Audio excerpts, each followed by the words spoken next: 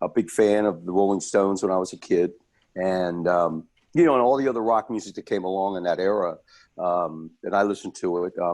My favorite band, of course, was the Rolling Stones, and I had it in my mind since I was about 16 that that's what I wanted to do for a living. But I listened to everybody, every rock album, every rock band that was happening. I was just starting to learn about blues, Howling Wolf, Bo Diddley, people like that.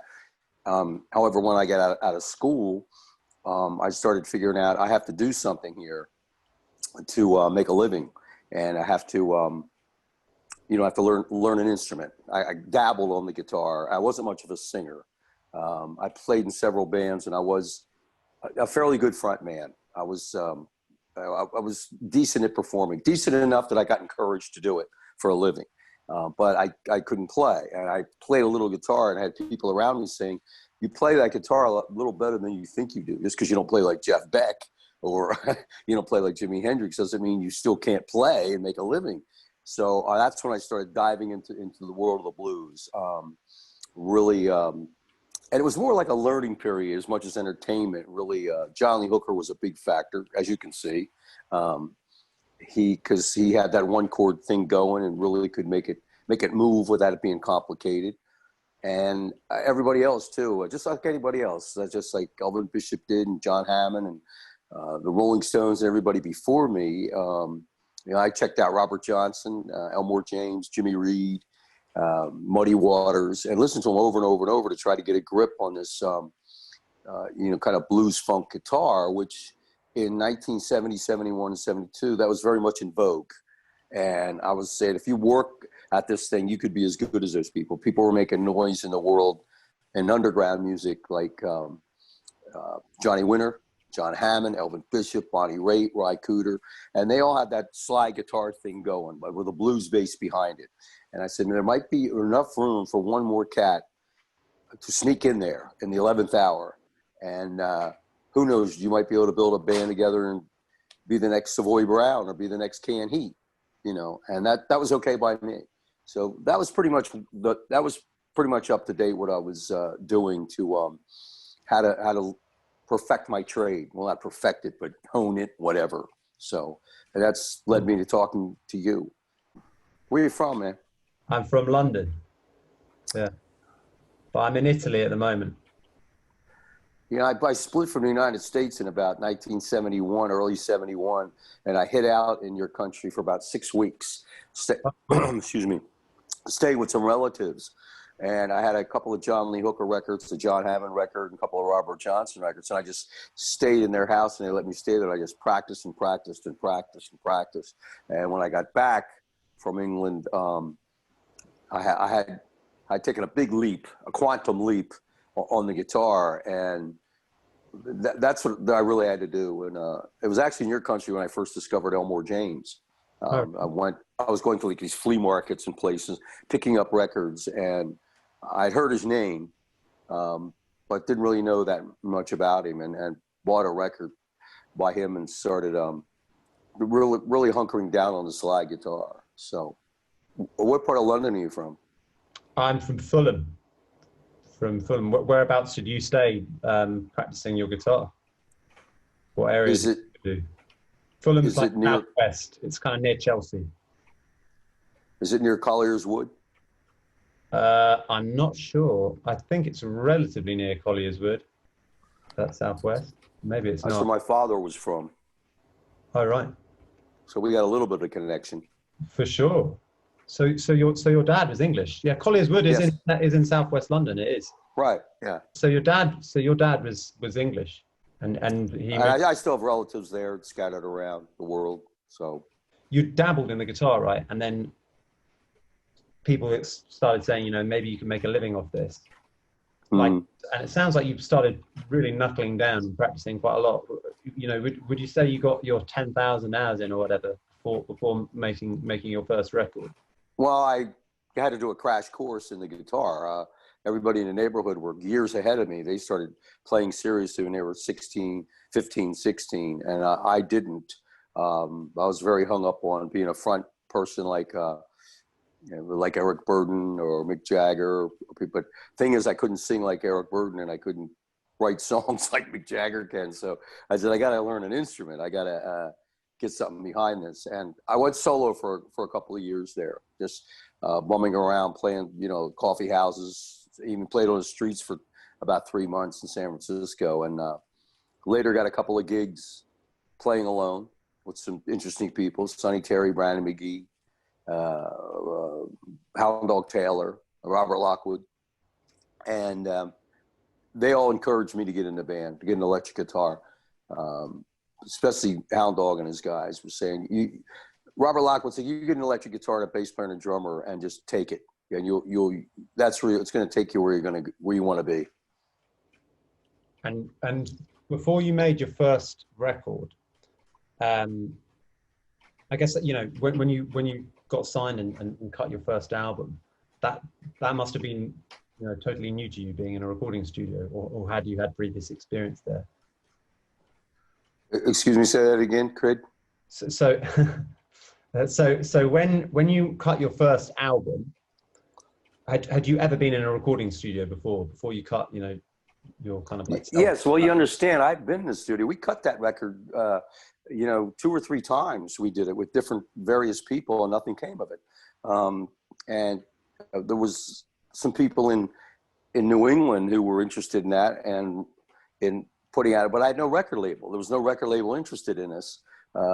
Nobody was interested in us. It was funny because we had well, I didn't think it was too funny, but I said, here I have critical acclaim from the best blues people in the world. John Lee Hooker we played with. I played with Muddy Waters, was knocked out by what I did.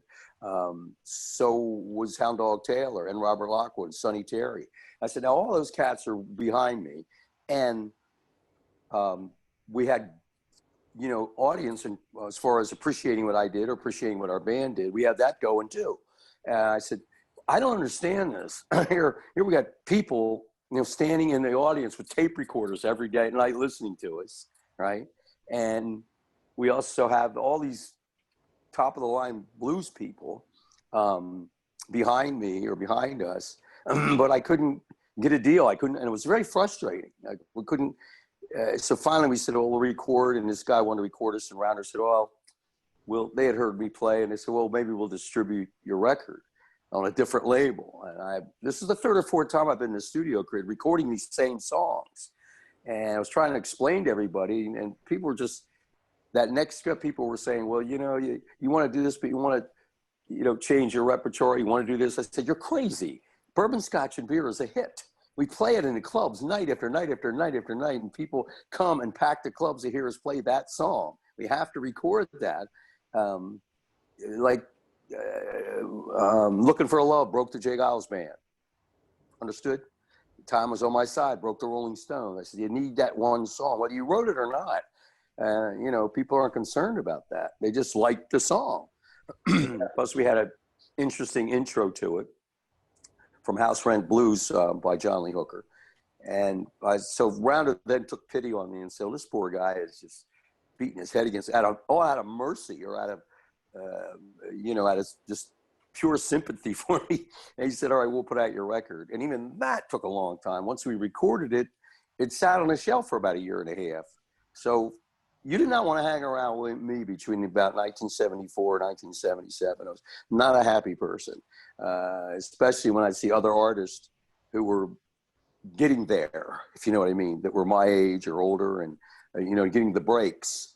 And I said, look, man, all we need is a record. Are you kidding? That's what we need. So when it finally came out, I got a lot of attention, and I got a lot of good reviews, and major record labels, people wanted to come sign us. And that really frustrated me to no end. I was like, well, where were you 3 years ago? I mean, you know, I had to go through all this stuff, and now all these record labels are Holy, Capitol Records, Warner, Atlantic, Electric Asylum, people coming at me. And I'm like, no, I already have a record out, and it's already in the charts. What? You know, you're kind of coming in after the fact. So I was a very, very bitter guy at the time. It took a while for that to sit with me. So it wasn't like this. Some of the relief as well, though, you know, to like finally. It was kind of a relief because I thought the material was good on the record. The performances I thought were fair, and the production was terrible. Some of the some of the people recording had no idea what we were doing. We had, I had good material on it, and we played okay. But you understand, we'd been playing those songs so long that we were almost getting bored with them and tired with them. And when we'd go in the studio and say, well, if you're tired, do another song. I said, I can't. Bourbon, Scotch, and Beer is the tune. That's what people want to hear.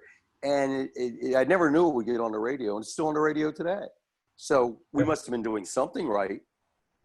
Yeah, for sure. And so from there, I guess, what kind of, started cementing you as a, a bigger name from that point was that support slot that you got with a band who you cited as one of your favorites, but kind of before you became a pro musician, playing with the Stones in '81. So was that like was that awesome? Were you? That was another thing that I had to. Again, the Rolling Stones did not come knocking on my door, okay?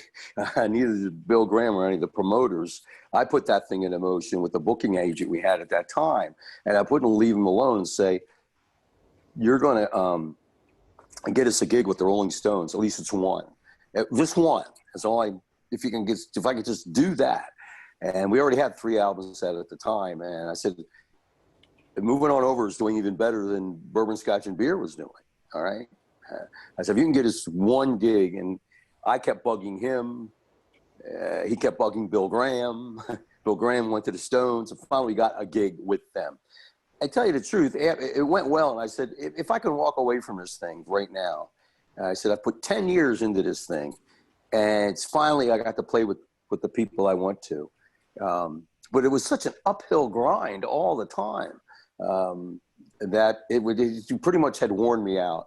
And then they kept asking us back for more gigs. Bill Graham once said, it worked, come play tomorrow. It was like a rookie in the lineup.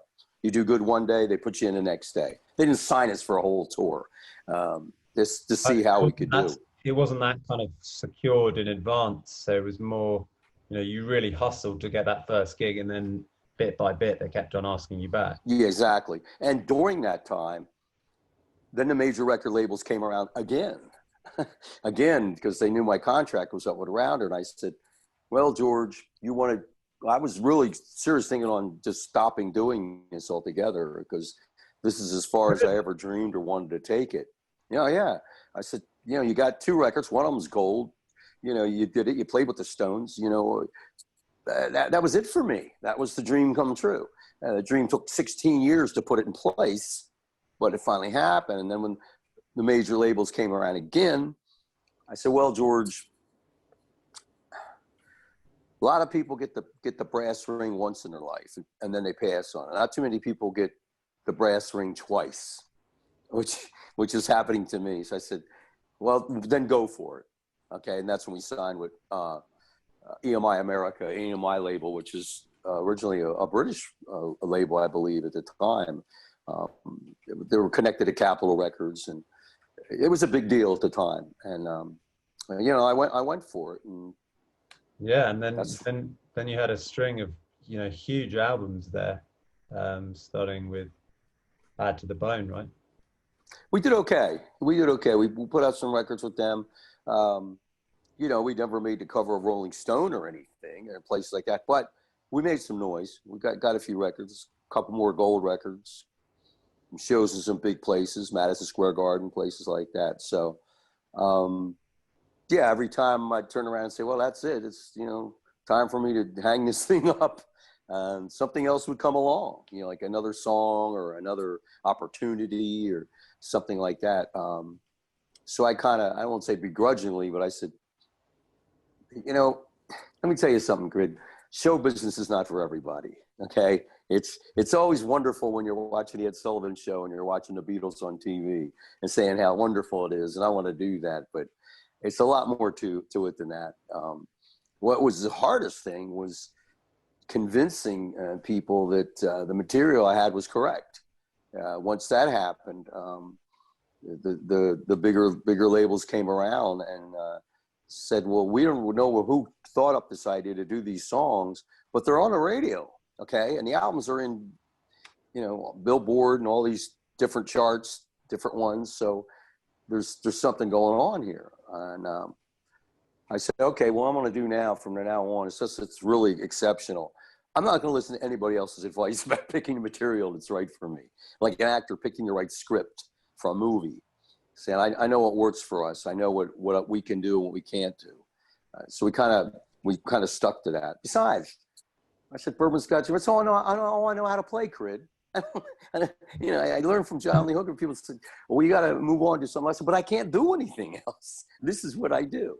So our blues material wasn't standard, but it was unique. So we had not a blues act, but kind of a unique act. I kind of looked at Tom Waits in his early part of his career and said, Tom's got an act, and look how far he's gone with that voice of his. But he's unique. He's a character. He has you know what I'm saying? Other than just the usual, great whatever. But he was great in his own pocket. He created the Tom Waits world. And so I really looked at that and said, well, that's what you got to do, George. Say, well, what's right for other blues bands doesn't work for us. Yeah. And well, I mean, you've definitely succeeded in doing that. And so, but you've played, if the sort of internet facts are correct, you've played over 8,000 gigs. Is that true? Who's counting? I don't know. You Somebody tell me. must be, but I mean, that is like an absolutely, I don't know, that seems like an unbelievable, that's like double the amount of gigs, for example, like Elton John's played, who's probably one of the most prolific live artists out there. Have you played more gigs probably than anyone in the rock and roll business, maybe? No, that's not true at all. You got to understand something. Since our record came out, that was 1977. 77, 87, 97, 2007. That's 43 years, right? And not to mention all the gigs we did before that. So in 43 years, we've done that. So it comes to maybe, I don't know, what's the math? 100, maybe 150 dates a year, if you look at it that way. It's not like I did 8,000 in the last 2 years, Crid. Well, that would be ridiculous. That would be. Yeah, exactly. That's right. So I've not done any more or any less than any other band starting out, and there's many other ones, Elvin Bishop or Taj Mahal and people like that who have done just as many or more shows than we have. So it looks like that at first glance that it's pretty remarkable, and saying, well, let's go back a little bit. But it is still at 150 shows a year, and it's more than 150 shows a year for 50 years. So it's like that is a hectic schedule, because a lot of people, who do like 100+ gigs a year, they'll take a bit off. So, when I'm talking to you, part of you sounds quite kind of against the kind of showbiz aspect of doing this, and against, it certainly sounds like you've hustled a lot to get where you are, but at the same time, you must love playing gigs, right? Well, a lot more now. Now I do, yes. Why do you prefer them now? Well, there's other issues too. When we were starting out, there was, the